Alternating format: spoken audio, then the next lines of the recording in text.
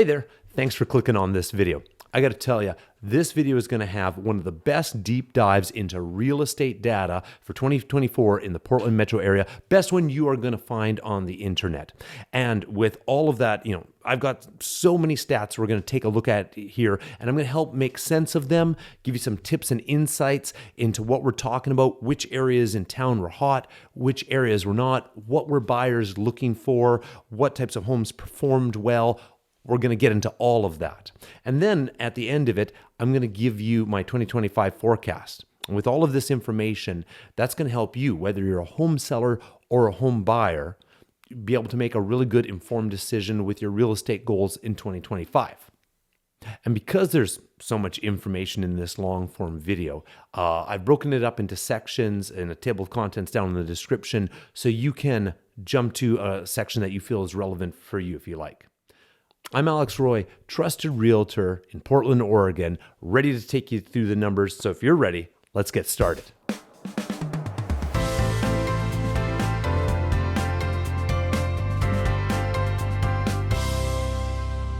So what happened in 2024? Well, the first big headline is home prices remain stable. So the first thing I want to explain is, let's look at this graph here about average home sales prices. Because that's what we're talking about, home prices remaining stable.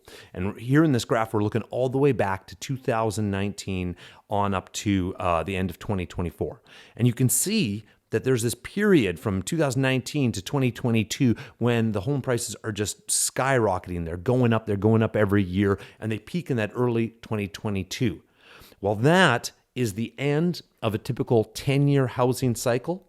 What is happening during that period is that's when we had the really low mortgage interest rates, 3% mortgage interest rates people are able to get, which was practically free money. So everyone was taking advantage of that, surging into the market, trying to buy homes. Home sellers were seeing that houses were selling well, so they wanted to sell homes, and it was just generating this frenzy of a market.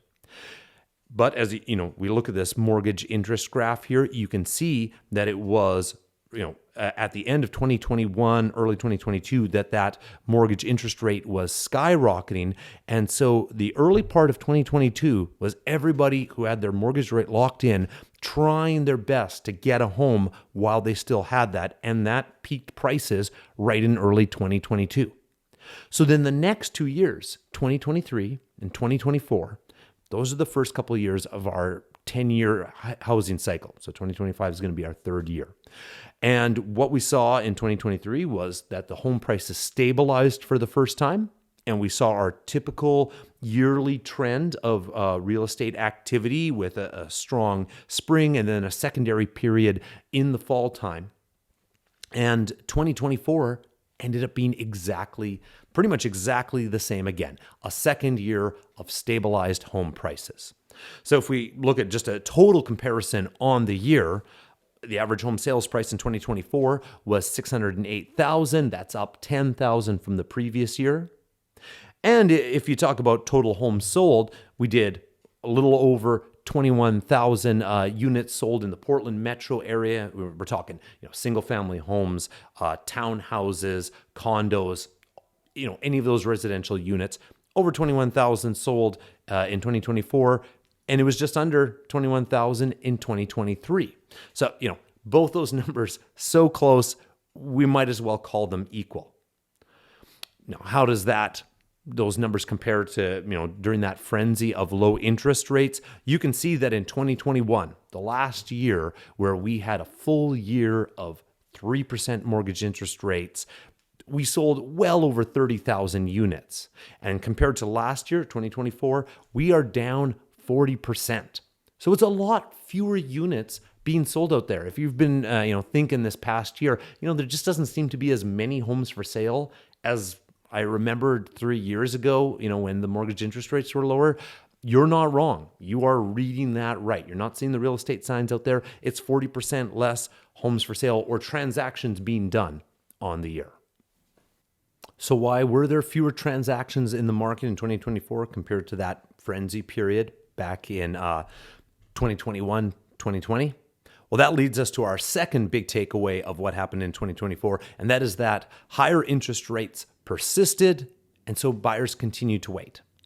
There was a lot of talk at the end of 2023, the start of 2024, that interest rates were going to be coming down. They're going to be dropping into the fives, and that just never happened.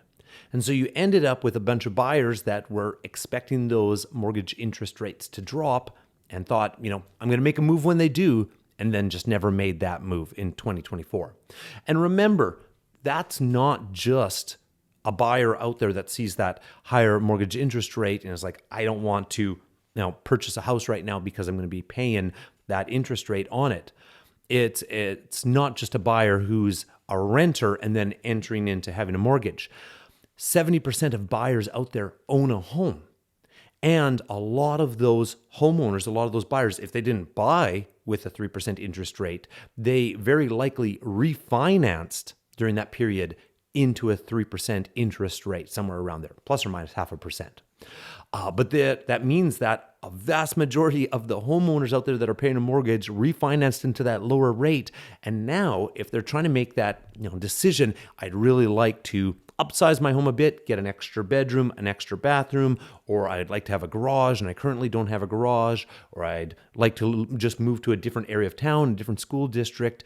A lot of them are holding off making that move because they feel it just doesn't pencil out for them to make that move when they're sitting on a 3% mortgage interest rate and they're just not ready to do that trade up for a higher monthly payment. They're making do and sitting in the house that they have. And then that has that knock-on effect that all those buyers, homeowners that aren't engaging in the market to go buy another house, that means that their house is also not going up for sale. So we straight up have less inventory all around, less home for sales, and less buyers in the market simply because of the higher mortgage interest rates. But like I said, it creates a more relaxed market. Buyers do not feel as pressured to have to get an offer in right away on a house because they feel there's a lot of other buyers that they're competing with because everyone's getting a great mortgage interest rate. It is very true that in 2024, there were lots of homes around that got an offer accepted after the first weekend on market, just 4 or 5 days on market. And there were many situations where there were multiple offers. It just wasn't quite the same as in 2020, 2021 with like 5 multiple offers and going up 50, 60, 70,000 above list price. Now we might see 2 multiple offers and going 10,000 up over list price. So there's still some great activity for the right house that is priced right, but in general, it's a more relaxed market. And a great way to show this is with this graph showing months inventory. Really quickly, the best way to explain months inventory, if we were to stop having homes coming onto the market today, and we're just going to look at the inventory that we currently have, homes for sale, and that's what it is. The question is, how long would it take to sell all those homes given the last month's buyer activity? And then that gives us months inventory. So if there was high buyer activity and all those homes would sell off really quick, maybe it's half a month, 0.5 months inventory. Or if buyer activity is really slow and it would take a long time, 6 months to sell off all that inventory, you got 6 months inventory. Right now, we're sitting a little bit below 3, and you can see that is far up from that crazy period in 2021, our wildest year, and that start of 2022. And you can see that also follows a cycle that as we get towards the end of the year, each year in November, December, you've got a lot of homes that are still on the market that never did sell, and buyer activity drops off as we get into the holiday season. So that month's inventory goes up. And we're seeing that trend. But the big takeaway from all of that is it is a much more relaxed shopping environment out there, and the higher months inventory shows that. And the third thing that happened in 2024 is that buyers were more selective. They were frankly saying, hey, if I have to pay more for this house and pay more in my monthly payments because I'm paying a higher mortgage interest rate, if I'm going to be paying more for this house, I want to choose the right one for me. So they're more selective, meaning that they're going to take more of their time finding the right house, and that did create less urgency on the part of the buyer. And we can see that borne out right away if we look at this table about average days on market. You can see here that we are up at our highest average days on market, highest it's been in the last 6 years, and hovering right around 45 days on market on average. That's across the whole Portland metro area. So, hey, if we go to market and your home gets under contract in the first weekend, you are smashing that average there, going pending in 5 days. And that also means that there's a lot of homes out there that have been sitting 90 days on market, 120 days on market. And one thing I'd like to point out to buyers is, and because I get this a lot from buyers, we're looking around at houses, we see one that's been sitting there for 4 months, and first question, or let's say 3 months, and the first question the buyer has is, why has this been sitting so long? And it could simply be that it's a unique house and it just hasn't found the right buyer yet that matches that style of that house. And it could also simply be that that home seller might have been overly ambitious with their price. They started high and then they've since dropped the price a couple times, now down to a price that my buyer has taken notice of it and wants to go check it out.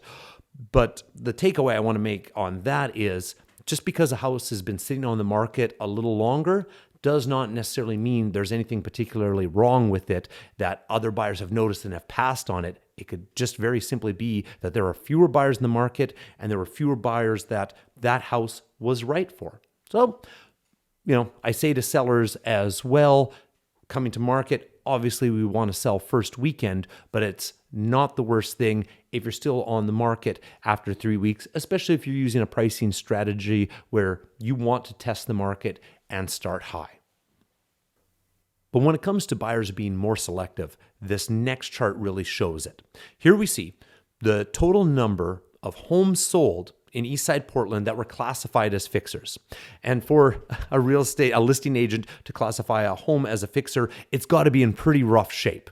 Like, we're talking all outdated kitchen, bathroom, all flooring needs to be replaced. Roof is probably right at the end of the life. So is the furnace. It's a rough one. And a lot of those fixer homes are bought all cash. And in that case, it might be by an investor who's using it as a rental and they're going to fix it up, or a developer who's going to flip it or tear it down. But if I get rid of all those and I say how many were purchased of these fixer homes were purchased with a financed offer, so it's the average home buyer who's going to buy it and work on it and fix it, you can see here that we've had the lowest number in the last 6 years as well. 2024, there were fewer buyers willing to purchase a fixer home with a mortgage in Eastside Portland. And the number that we're using, FHA loans or even the rehab loan, which will pay for repairs as part of the loan, those are at their lowest numbers that they were in the last 6 years. So buyers being more selective, and sellers that have a fixer home need to be aware of that. So now let's take a look at some of the data by area around the Portland metro area. We'll start with this really cool heat map provided by RPR, where it is showing the median sold price by zip code. And right away, the darker it is, the higher that median sold price is. And there's some obvious areas that I'm sure if you know Portland all, you would have predicted.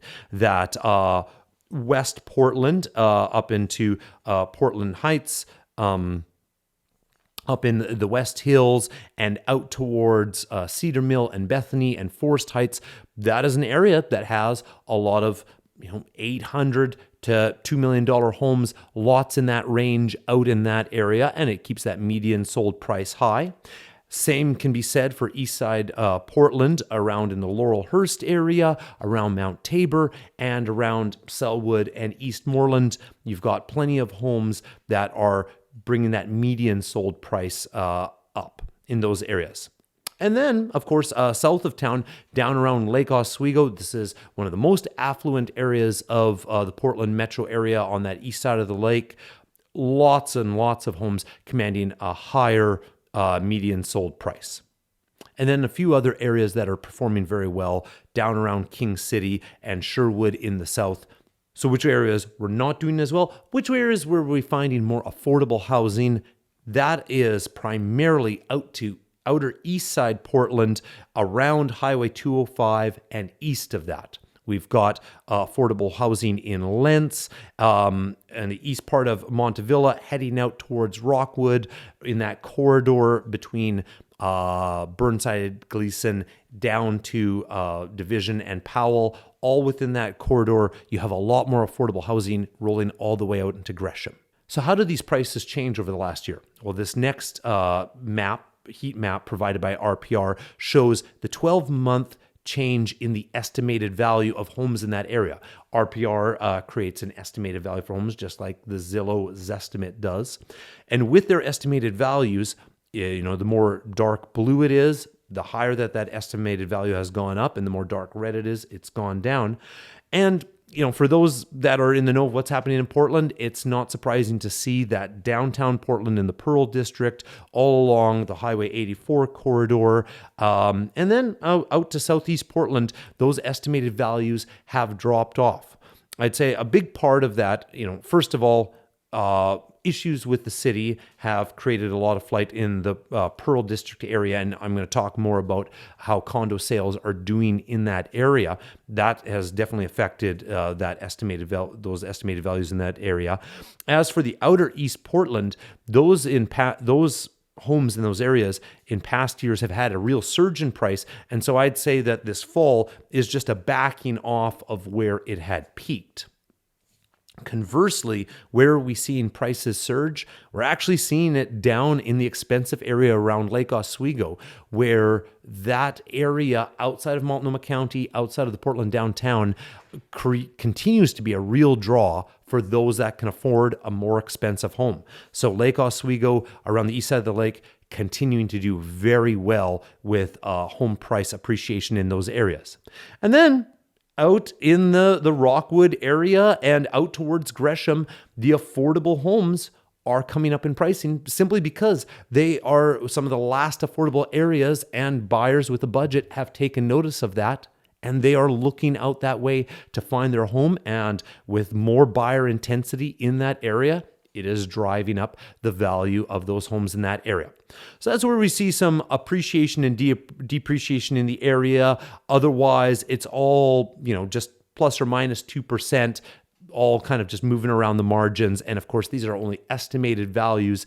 Any real shift in the interest rate this year, and those estimates could change.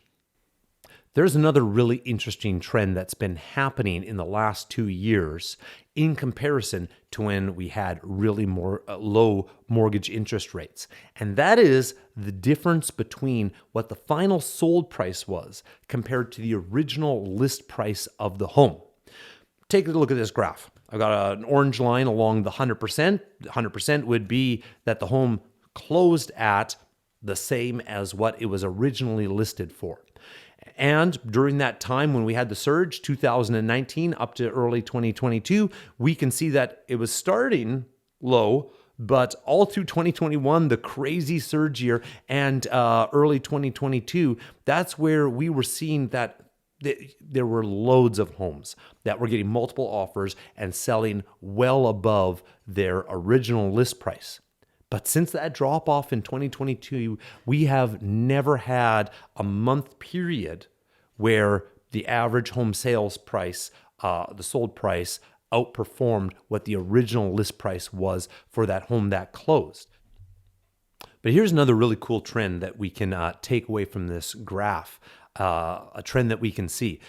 This chart totally shows the seasonality of real estate throughout the year. Look at this. Consistently, 5 out of 6 years, the peak in that sold price versus list price differential was in May, consistently every year. Some years also had it in the month preceding it or following it, but for 5 out of 6 years, it happens in May. And that's because homes are looking the best in the springtime. Buyers are getting excited about them. They're seeing beautiful homes come on the market, and they are more likely to open up their wallets and be more generous with that offer, seeing that very beautiful house. And if that same house, just based on the stats, is being listed at a time in the fall, it could be more possible that they are getting a list price below or they're going to get a sold price below what they had originally listed it for.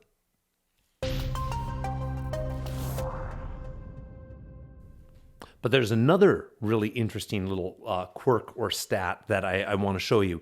If I was showing you the same chart, but I wasn't talking about the original list price, I was talking about comparing the sold price to the list price that the house was listed at the time that they accepted an offer, it's almost consistently going to be on all this trend at 100% or over. And so why is that the case? Well, here's why. Let's take a scenario. Let's say that there's a house for sale for $415,000. It's been on the market for a couple weeks and not getting any offers, and so the homeowner drops the price to $400,000. Perfectly sensible move. Now at that point, some buyers who had maybe seen the house or had just come into the market went, "Hey, that looks great at $400,000. I would like to make an offer." And so after that price drop, you can see that the house went pending. They've accepted an offer. And we don't know what that offer was for at the time. That's still confidential information until the transaction is completed. But then a couple weeks later, 30 days later, in a typical real estate transaction, we see that the home sold for $410,000. And you might ask yourself, wait, why did, after this house has been on the market for 4 weeks, some buyers come along and pay more for it than what that seller was asking for? I could show you a whole bunch of examples of that from the past year. Why does that happen? That's because of seller credits. And so let's talk about seller credits now. The best way to explain seller credits is with this example here. We've got some buyers who want to buy this house for $400,000, but they need some cash to do some repairs after they buy the house. Maybe replace some carpet or replace some very old windows, replace a furnace, something like that. And they're not asking the seller to make those repairs during the transaction before. They're going to do them themselves afterwards. But the buyer's in kind of a bind because they want to use as much of their cash for the down payment and to pay for their closing costs, which on a $400,000 house could be $8,000 or $10,000 for the lender fees, prepaying the tax and insurance for the year, and a few other things like the appraisal. That could all easily add up to $10,000. So to free up that money so they don't have to pay those closing costs, the buyer can ask the seller to pay that for them. And to make that easy on the seller who wants $400,000 for their house, they say, "I will give you $410,000 for the home if you will pay $10,000 towards my closing costs," and the seller's net then is $400,000, and the buyer retains $10,000 of their dollars in their pocket that they would have otherwise had to pay for those closing costs, and now they get to use that money after the transaction for those repairs. That is a seller credit. It could be used to pay for buyers' closing costs. It could also be used to pay for a interest rate buy down, maybe a temporary one for 2 years or 3 years, where basically the seller is prepaying that buyer's interest so that that buyer's interest rate payments each month are significantly less for the first 3 years or 2 years that they have that new home. So I tell you all of this to give you a little bit of insight into what is happening in transactions. The full story is not just the number of what the home was listed for and what it sold for, because what you don't see in just that general public data is what sort of seller credits are going on, what the seller's paying for in terms of either a seller credit or a repair negotiated during that transaction. And the only way to find that out and truly kind of understand that, if you are thinking about listing a home and you're trying to figure out the appropriate price to list it at, or you're a buyer and you're wondering, in this neighborhood, is this an appropriate price to pay for it? The only way to know is to talk to a realtor like myself who can get that insight, find out those details, and find out what is the norm and what happened in these other transactions. And also give you advice on how you can use some of these features, these nifty ways of structuring a deal to your advantage, whether you're a buyer or a seller. That is the knowledge that a realtor provides. Here's another great question I get asked by homeowners, and that is, does a second bathroom add value?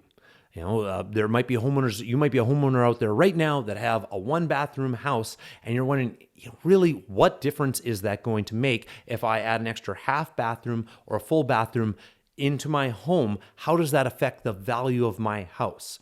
Let's break it down with the data. Check this out. I took a look at homes in Eastside Portland that sold in 2024. Got rid of all the new construction ones. So any homes that are more than 24 years old that were built before 2000, built before the year 2000, and had a square footage ranging from 1,200 to 2,500 square feet. Real average size homes. I'm excluding any of those really large homes that would obviously have more bathrooms to begin with, or really small homes that just do not have room for a second bathroom. And so looking at this average sampling, I wanted to know what was the average dollar per square foot for homes with just one full bathroom, one with 1.5, one for 2, and one with 2.5 bathrooms. And you can see with each additional bathroom, there is an increase in the average dollar per square foot. So much so that when we're looking at 2 full bathrooms compared to 1 full bathroom, it's a $60,000 increase in value in that home on average, based on the numbers from 2024 in Eastside Portland. A bathroom remodel or adding an additional bathroom could easily cost you $60,000 if you hire a general contractor to manage everything, and you're picking high-end finishes, and especially if there was structural work that needed to be done to the house. But if you have a house that has the right configuration of existing plumbing, where the sewer line is, space, no dormer needed to be created in a upstairs bedroom, and maybe you're putting a second bathroom into the basement, that total cost to build in a second bathroom into your house could be far less than $60,000. And if you're then going to add it, get some use and enjoyment out of this extra room in your house for the next 3-4 years, it will have paid for itself in portion. And then when you go put it up for sale, you are getting a good return on your investment with adding that second full bathroom or a half bathroom to that house. So what are some opportunities for buyers in 2025? Well, I'd have to say it is the new construction ADUs and cottage clusters that we see primarily throughout Eastside and North Portland. You've seen them around. They may be attached or detached, and they range in price from 800 square feet up to 1,400 square feet. Stuff that's around 800 square foot, that's an ADU, and those are typically detached small units. Might be behind a larger house, or if it's on the corner lot right next to it. And then with cottage clusters, these might be attached or detached, several units on one lot, typically packed together a little bit, because that is the goal of these. And with the city planning, the residential infill plan, to increase urban density. The city a couple of years back allowed, let's not say loosen the rules. They created a new framework of rules that encouraged urban density and urban development. It's actually a state rule, a lot of state rules that are adopted by cities and have to be adopted by cities of a certain size. And these new rules have made ADUs and cottage clusters proliferate throughout the city. Check this out. There was a good surge of them, particularly ADUs back in 2019 or 2020 when interest rates were low and homeowners, not developers, but homeowners could build a lot more of these ADUs at lower interest rates, and builders that were borrowing money, interest rates are lower, so they could build more. We saw a good pickup of them in 2020. But we have seen a remarkable surge of them of the total. So this is even just the total sold, not even just the number of active ones that are on the market sold in 2024. Buyers have caught on that this is a really good opportunity for more affordable housing. Certainly almost every one of these is below 450,000, but there are a lot of them that are below 360,000. Some that are even under 300,000. So some really great opportunities from around. And as you can see, here's just a quick look at all of the active units currently for sale throughout Eastside Portland and North Portland, having the bulk of them.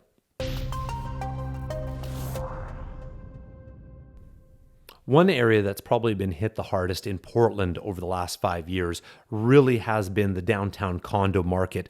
And 2024 was just another bad year, going from bad to worse in that area. And one way to show that is not just the average sold price, but let's look at the sold versus original list price differential, which is just showing the gap between the seller's expectations and the buyer's expectations in that area. It was fairly stable all throughout 2019 up to the start of 2022. The lower interest rate, despite the downtown and the Pearl area being less attractive during those times, the lower interest rate kept buyers continuing to take advantage of that and move into that area.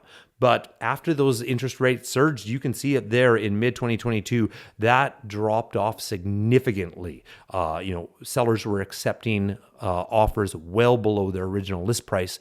And that has just trended down all through 2024, with right at the end of 2024 or November of it being the worst month for that stat in the last 6 years.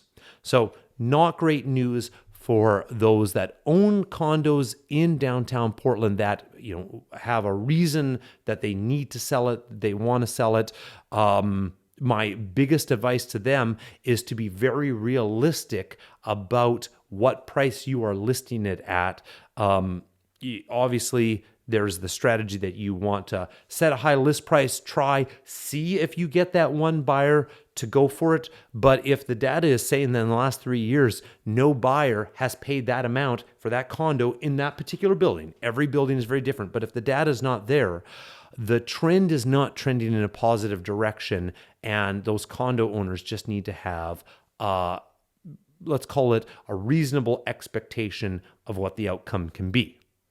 And a lot of times, if you are on a time crunch, the more realistic your expectation is, the better chance you're going to have success with that home sale.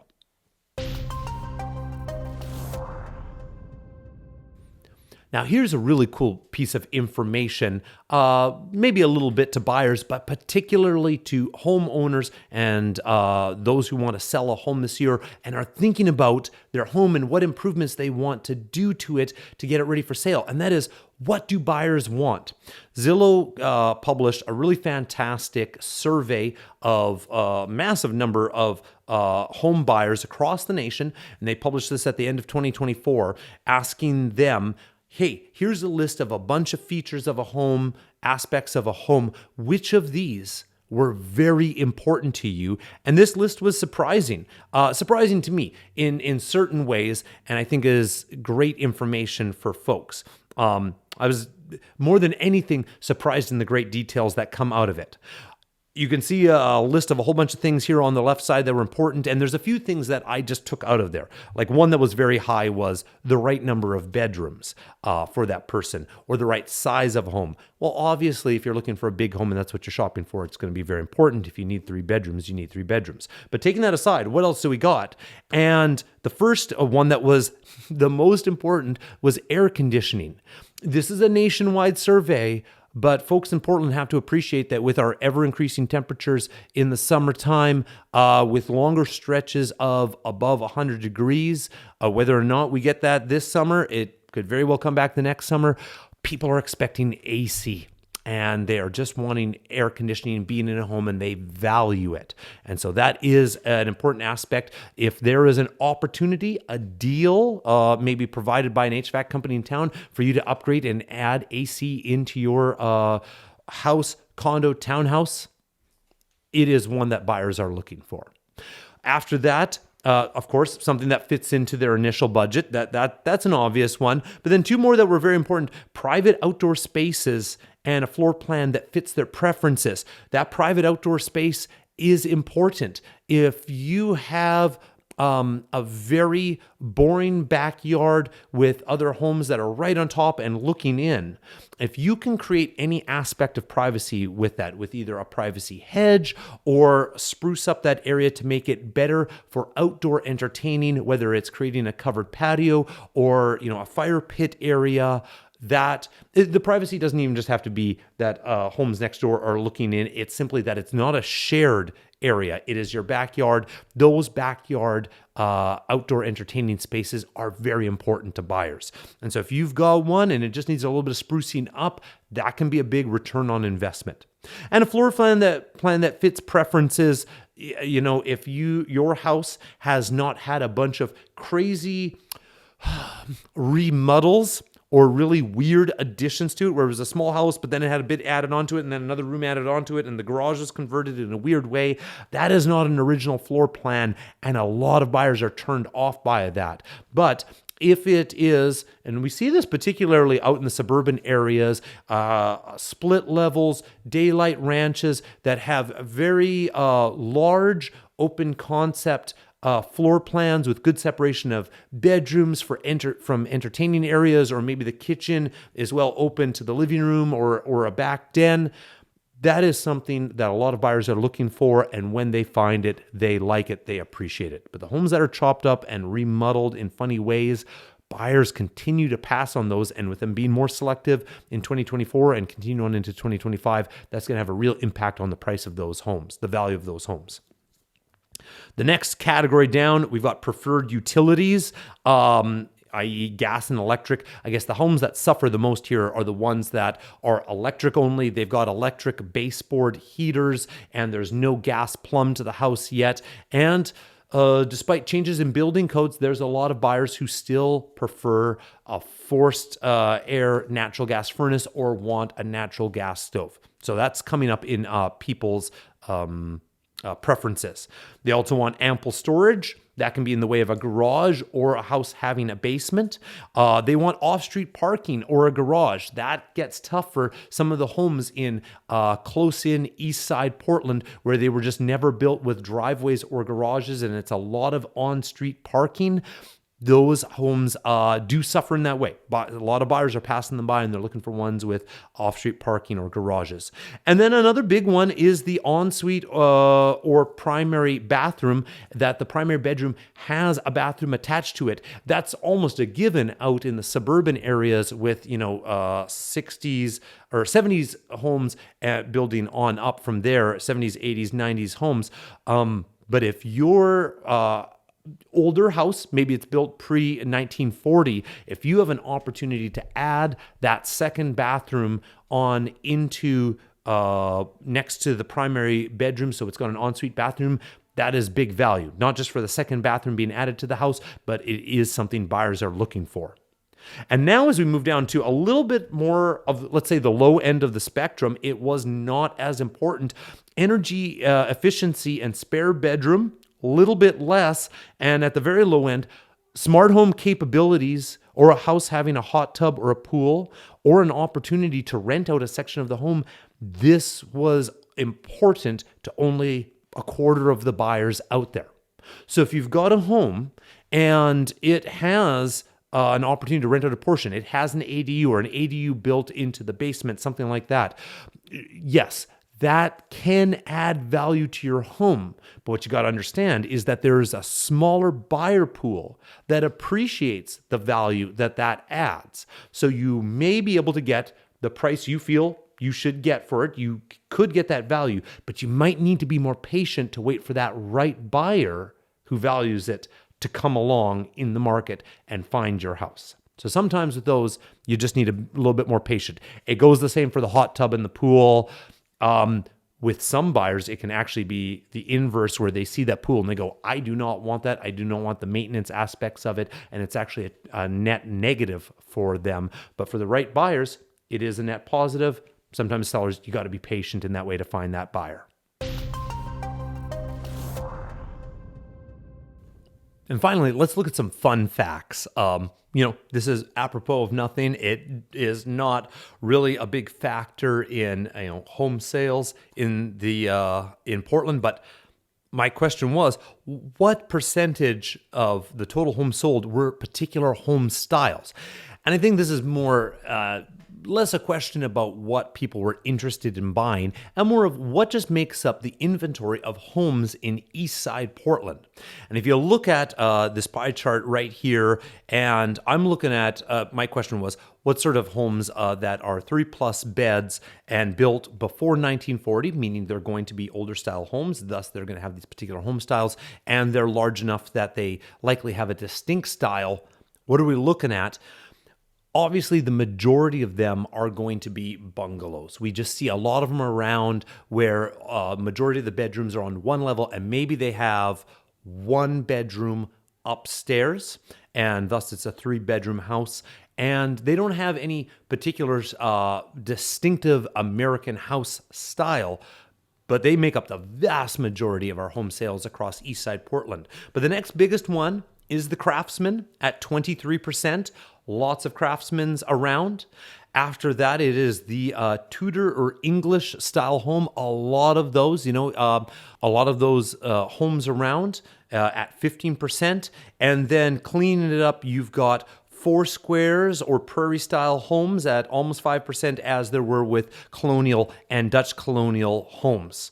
Very few Victorian homes sold, but that is simply because there are very few true Victorian homes in Portland, with the vast majority of those Victorian homes being built before 1910. A lot of them in 1890, and there's not a lot of them still around. A lot of them have been torn down or, just not out there and available to be sold.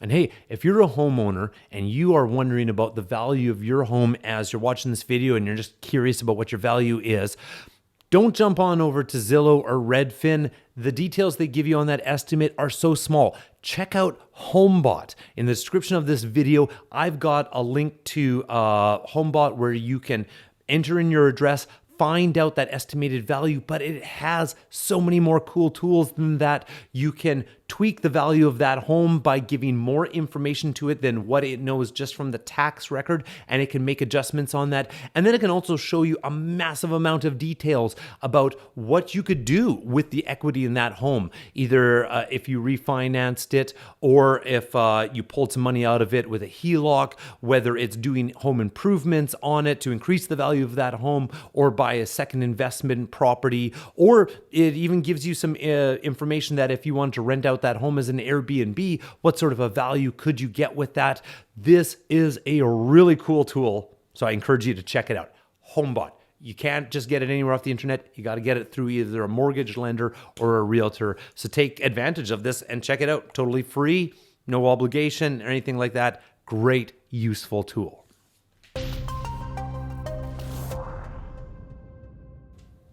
So that's a wrap on the data for 2024. So what can we expect in 2025? Well, to begin with, we can expect a normal seasonal cycle, provided that there's no dramatic events that shift the economy or mortgage interest rates.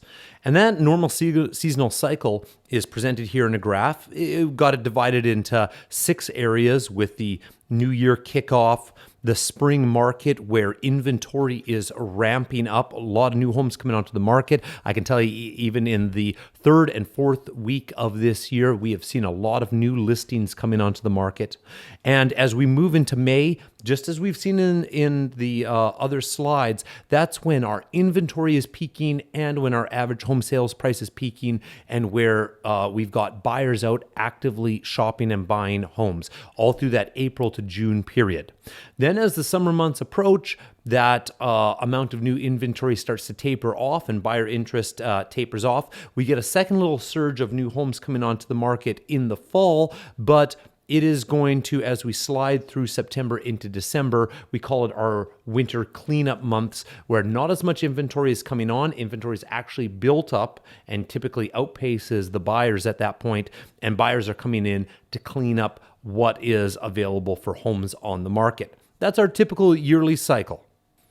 And following along with that yearly cycle, check out this really cool chart here that shows the whole year of 2024 and all the times that a realtor's lockbox was activated. So what this is just showing is how many times were homes in Oregon viewed, not purchased or anything, but just how many times were they viewed. And the thing that's really interesting in this are the times where it's dropping significantly. And so we see a pretty big dip in buyer activity right at the start of the year. You've got the New Year hangover. Takes a couple weeks before the buyers start coming out and really engaging in the market. By the second half of January, buyers are surging back into the market. Then we get a dip at spring break time, another dip around 4th of July, and then the two dips at Thanksgiving and Christmas. So who is this information useful to? It is useful for home sellers when we're picking the right time to list the home. If it just happens that we're coming up and we're ready to list the home, but it's right at spring break, take a pause, wait a week until after spring break, and then put that home on the market, because putting it on right before, you're not going to have as many buyers coming out and engaged in it. Still buyers around, but not as many as there would be otherwise if you just waited a week or two. So good information. The second prediction for 2025, mortgage interest rates are pretty much going to stay about the same. They're going to float around within the 6% range. Very unlikely, economists are saying, that it's going to drop down into the 5s. So if you're one that has been waiting to time the market, you've been waiting for mortgage interest rates to drop significantly, and that's when you're going to hit it and go buy that home, you can wait for that time, but do not count on that time coming anytime soon. And so I think for a lot of buyers that have been sitting the last 2 years waiting for that change to happen, just don't expect that it's going to happen this year. Now might be the time just to start to make that move and make that house purchase or house sale, if that is right for the time in your life. You know, when's the right time to buy and sell? It's what it is right for you personally, whether it's with a job change or a change in family dynamics, or you simply want a change in lifestyle and location. If that's right for you, now's the time to do it, because there's no point in waiting around for that mortgage interest rate to shift dramatically. It's very likely not going to. And that pretty much leads us to and answers our third point prediction for the 2025 forecast, and that's that sellers are going to move for about the same reason that they did in 2024. And that comes down to life events like job transition and household formation, whether it be marriage or divorce, upsizing, downsizing. Those are huge factors of sellers that are moving right now.